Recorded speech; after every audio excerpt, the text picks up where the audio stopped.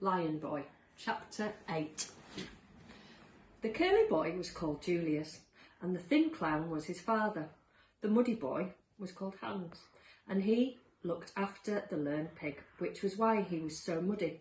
The boy, not the pig, though the pig was muddy too.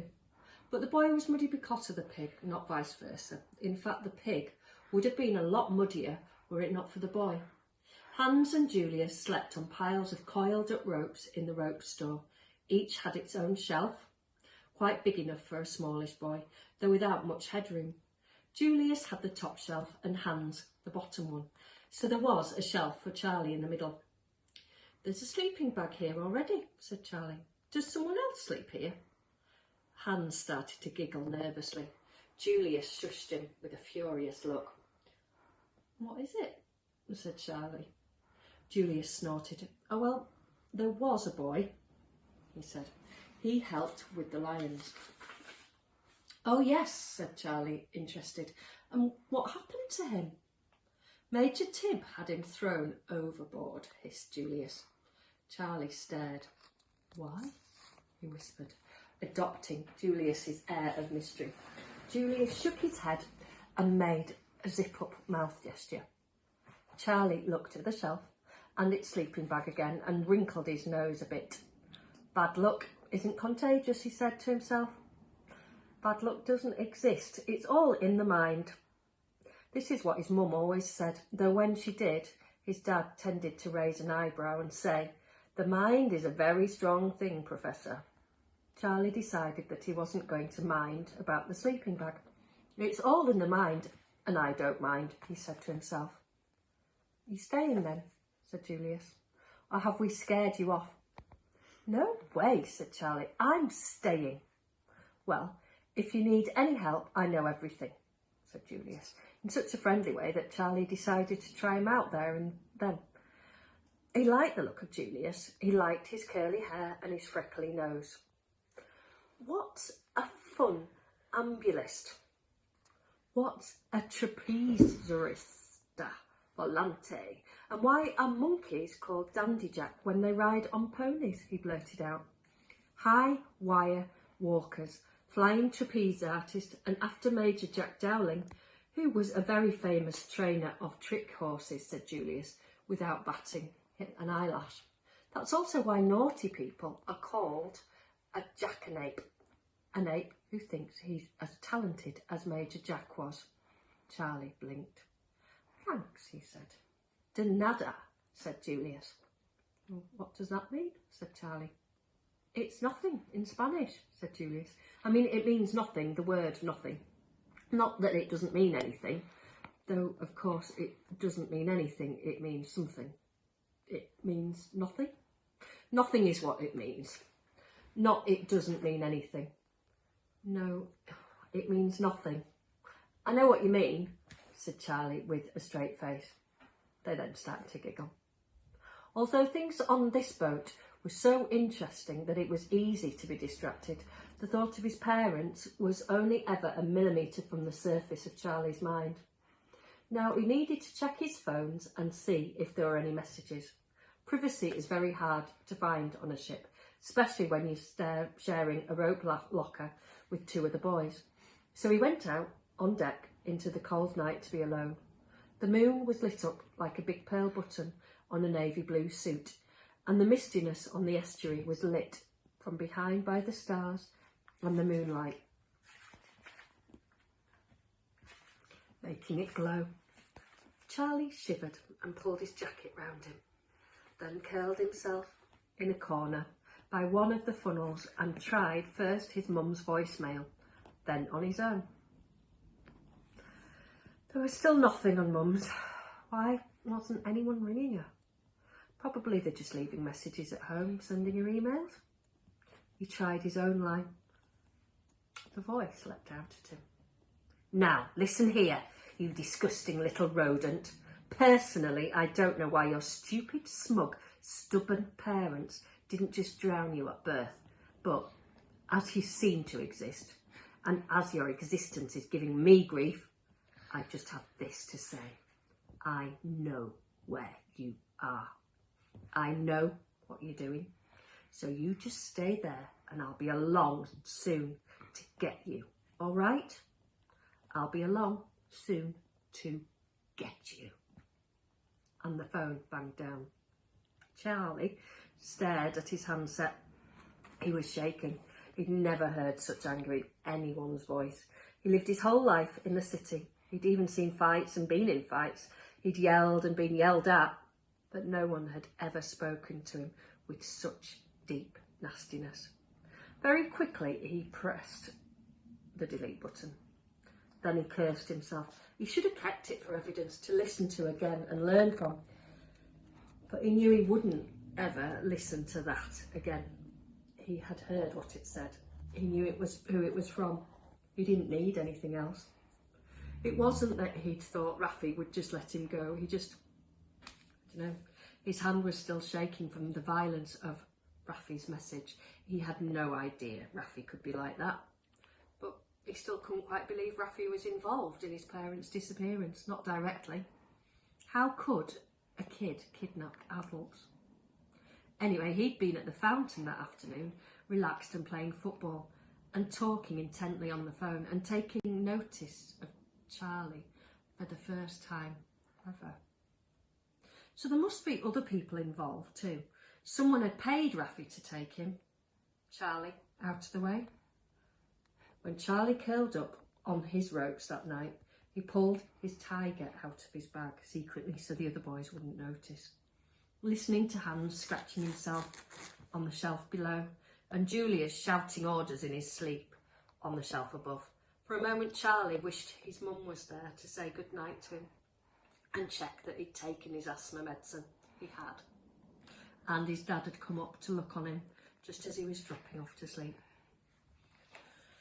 Oh, gods, watch over my mum and dad and help them be safe. Please, please, please. His mum and dad hadn't brought him up to be religious at all, but so many other people believed in so many different gods and seemed to get help from them that sometimes Charlie did join in quietly. All of you, whatever your name is, please watch over them, he whispered, just in case. Lying there sleepless on his shelf, he'd felt very unwatched over. He couldn't get comfortable, either his mind or his body, scratching and wriggling. It occurred to him to check where the call had come from. The number lit up green and turquoise in the dark. Charlie smiled grimly and stored it. What name should he give it? He didn't want to just put Rafi, as if Rafi was a friend of his. Funny, he used to really want Rafi as a friend.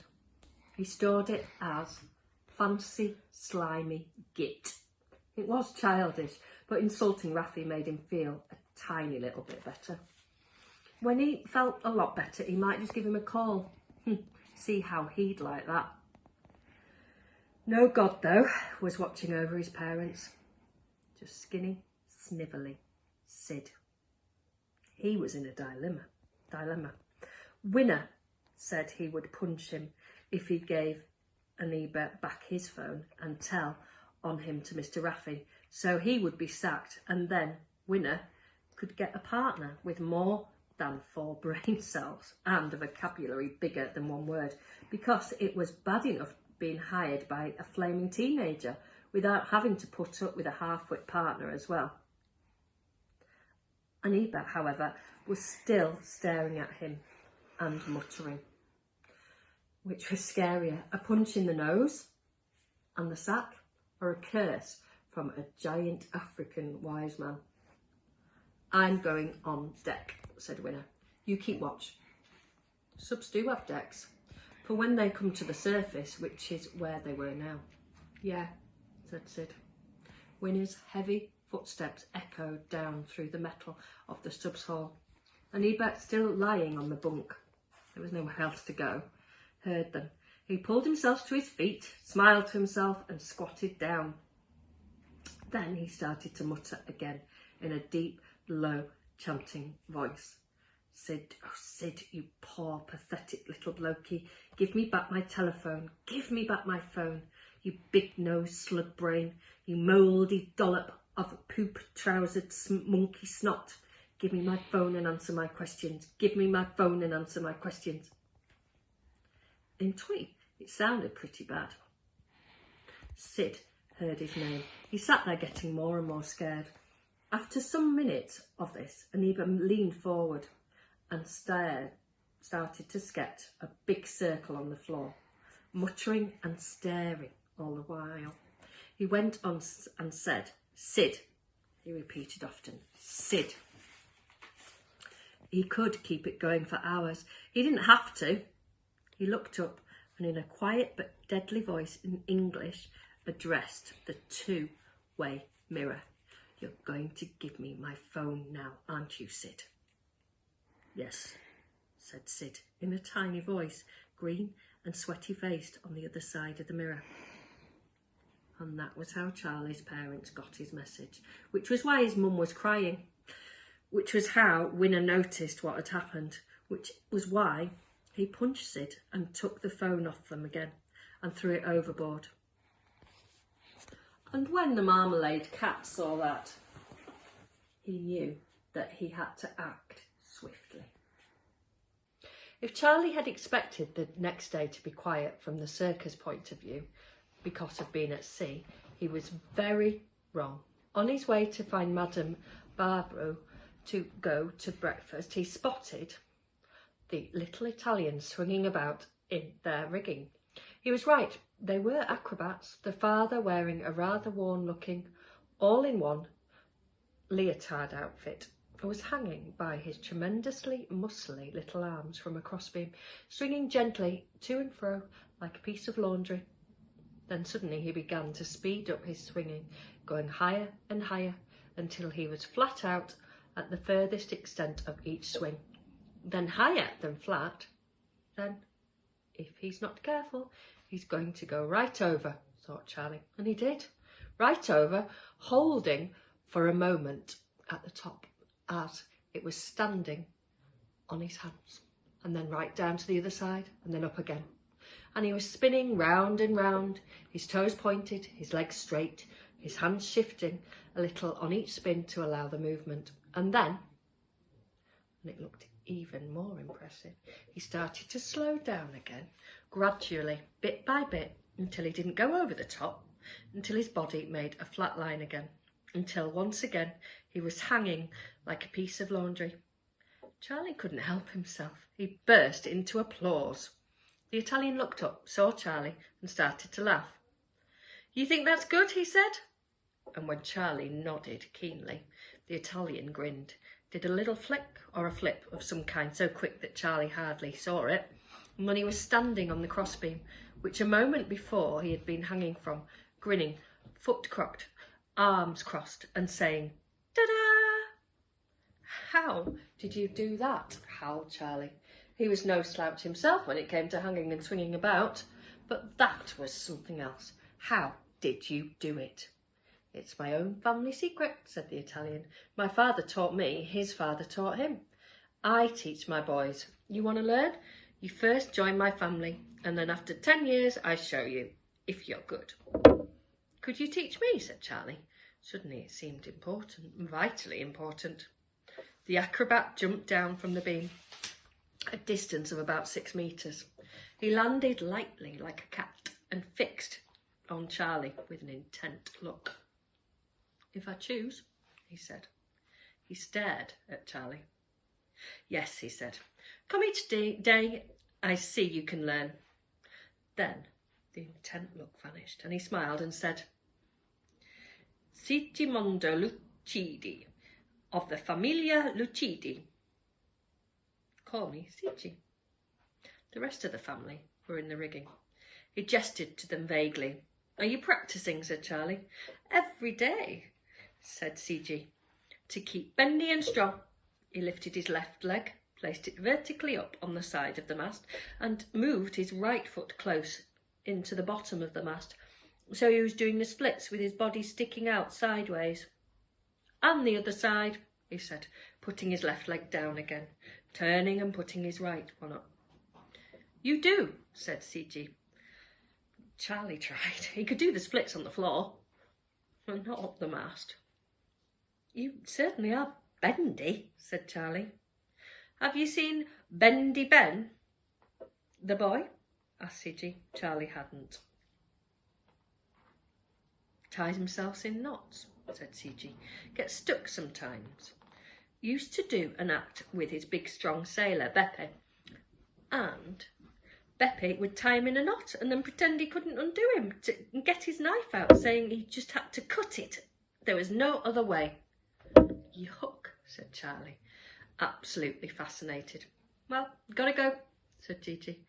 And with a bend and a breath, he jumped back into the forest of the rigging. Come tomorrow at 6. Before eating, you learn.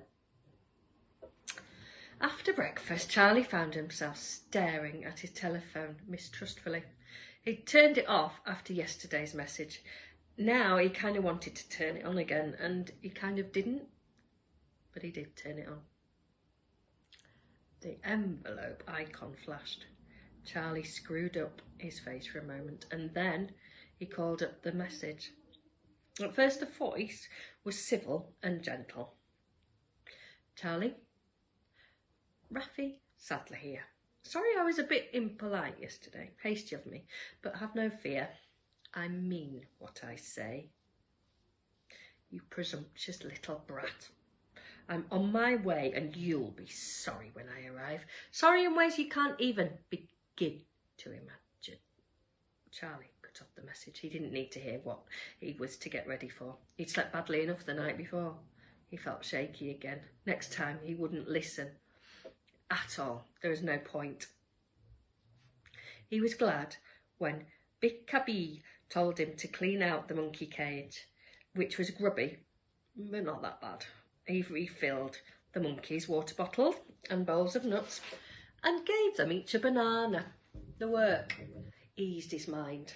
Then it seemed like he was off duty again. He decided to explore. There were zebras, horses, doves, and a learned pig to find.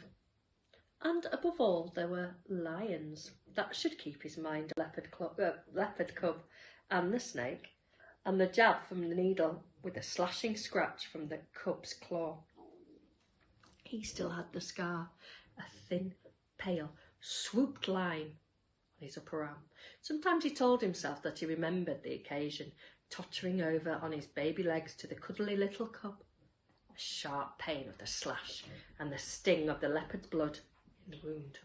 Sometimes he thought he remembered thinking about his own blood on the jab of the leopard's soft leg, wondering if it stung him too.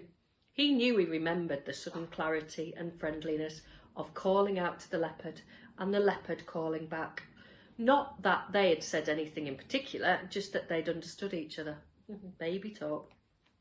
Charlie knew that this accidental gift of some drops of leopard blood was why he could talk to the cats. But he knew cats well enough to know that you can't take them for granted ever. And he was downright nervous about the lions. Lions are different. Lions are wild, even if they are trained. Lions are big. Lions are the kings of the jungle, the kings of the beasts. And then there was Makomo, the unnaturally calm trainer. He was quite unnerving too. Charlie could not keep away from the lion chamber, but he approached it with respect and trepidation. That is one reason why he was so surprised to find one of the lions, a male, quite young enough, no longer a cub, just standing on the deck behind the lion cabin, not far from the door, all alone, gazing out to sea with its whiskers down and a strange expression on its face. Surely the lions would be locked up. Surely the train wasn't so powerfully calm that he could let his lions wander about the ship. Without thinking, Charlie went up beside the lion and said in cat language, "Hello." The lion turned swiftly to him. A sad expression turned into instant amazement and, yes, fear. How could a lion be scared of me, thought Charlie. I'm just a kid. But the lion was scared of him. What? Said the lion. I said hello, said Charlie. I heard you, said the lion. "It's just your talking cat." "I know," said Charlie. "Humans don't talk cat," said the lion. Charlie had never come across this before. All the cats he knew at home knew him and knew about his particular ability. He'd learned not to mention it to human strangers, but he hadn't thought that that cat was a stranger. A lion stranger would be just as surprised, he supposed. "I'm sorry," said Charlie. "I didn't mean to surprise you. I've always known how to speak cat." But his friendly words had the opposite effect. The lion folded its front legs down, lowered its head, and looked as if it was about to cry. Charlie was appalled.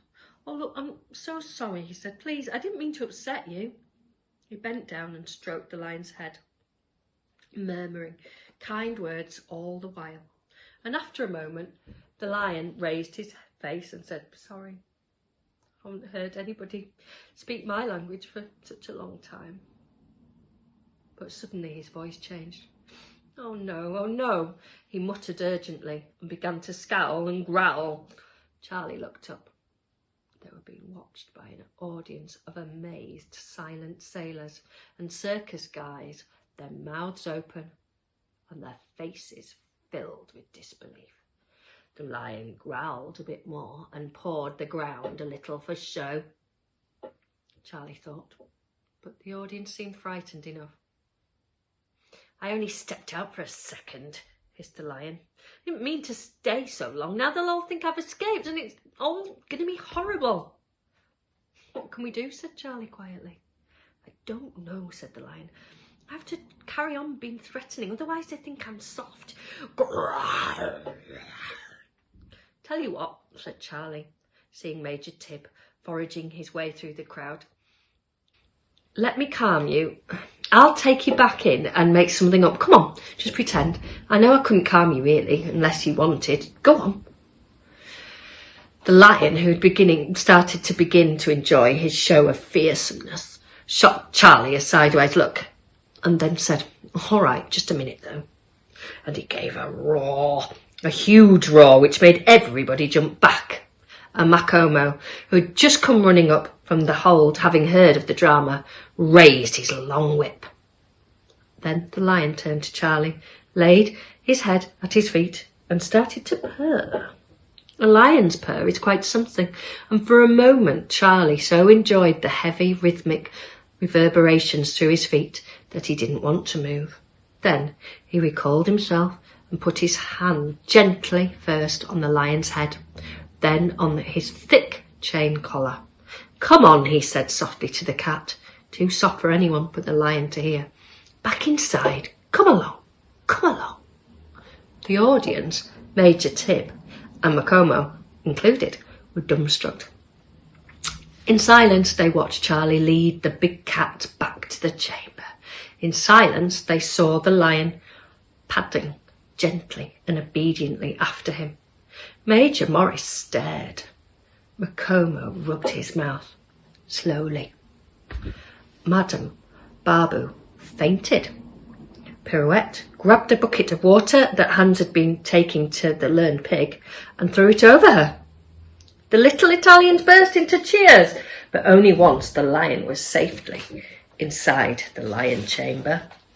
Macomo burst through the crowd into the chamber and right up to Charlie. The moment the lion was through the door of his cage, Macomo slammed the door shut, locked it and turned to the boy. He stared at Charlie. "Explain," he said softly, his eyes dangerous in the dim light. Charlie, intoxicated by the excitement of the moment, the sweet musty smell of the cabin, and the knowledge that all around him were lions that he could talk to, could not think of a single intelligent thing to say. He said. "Not good enough," whispered Macomo. "Why was my lion obeying you?" "His lion?" "Oh, he didn't, sir. Not at all," he said quite quickly. I was just there and I saw him and it didn't seem like he should be out there, so I didn't like the crowd, I suppose. So he went back in." Charlie tried to smile up at Makomo, but his smile was a bit wobbly. He could feel it wobbling from inside. Makomo was scary. The lion trainer didn't answer. He took the 2 steps which brought him back to the gate of the lion cage and stood there, his whip still in his hand.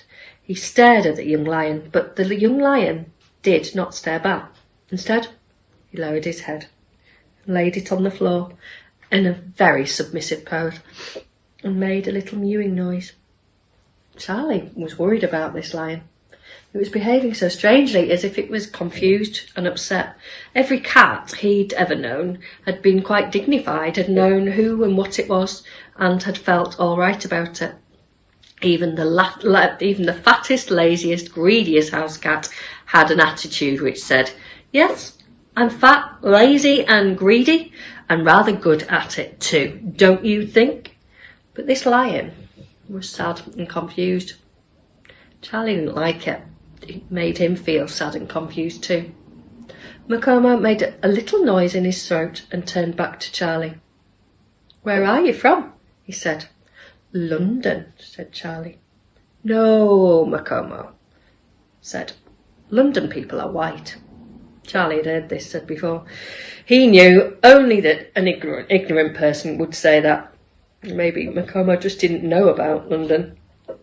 "London people are all colours," said Charlie. "People have always come to London from everywhere, so now we're all different colours."